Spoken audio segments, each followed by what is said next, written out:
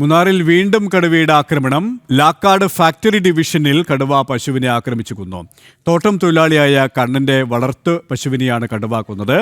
മേയാൻ പോയ കറവ പശു തിരിച്ചെത്താത്തതിനെ തുടർന്ന് നടത്തിയ അന്വേഷണത്തിലാണ് തേയിലക്കാട്ടിൽ പശുവിന്റെ ജഡം കണ്ടെത്തിയത്. വിവരങ്ങളുമായി സുബിൻ തോമസ് ചിരികയാണ്. സുബിൻ, എപ്പോഴായിരുന്നു ഈ പശുവിനെ കടുവ കടിച്ചു കീറി കൊന്നത്? മൂന്നാറിലെ ജനങ്ങൾ സ്വാഭാവികം എത്രത്തോളം ആശങ്കയിലുമാണ്?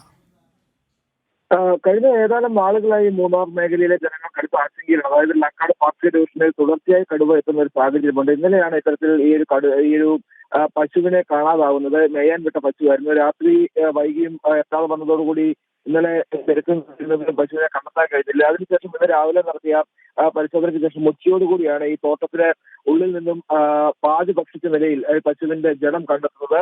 ഈ പശുവിന്റെ പിൻഭാഗം പൂർണ്ണമായും ഈ കടുവ ഭക്ഷിച്ച നിലയിലായിരുന്നു. വനംവകുപ്പ് ഉദ്യോഗസ്ഥരെ വിവരമറിയിക്കുകയും ഇവരെത്തി സ്ഥലത്ത് പരിശോധന നടത്തുകയും ചെയ്തു. ഇതിനുശേഷം ഇത് കടുവയുടെ ആക്രമണം തന്നെയാണെന്ന് സ്ഥിരീകരിക്കുകയും ചെയ്തിരുന്നു. അതായത് കറവ പശുവാണ് ഇത്തരത്തിൽ ഈ കടുവയുടെ ആക്രമണത്തിൽ ചത്തിട്ടുള്ളത്. ഈ കുടുംബത്തിന്റെ ഒരു വരുമാന മാർഗമായിരുന്നു.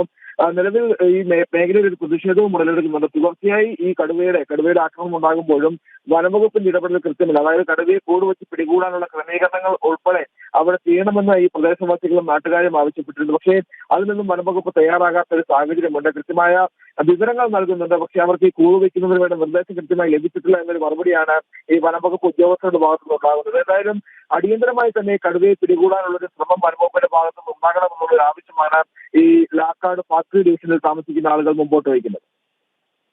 ശരി, ഇടുക്കിയിൽ നിന്നും സുബിൻ തോമസ് ആണ് വിവരങ്ങൾ നൽകിയത്.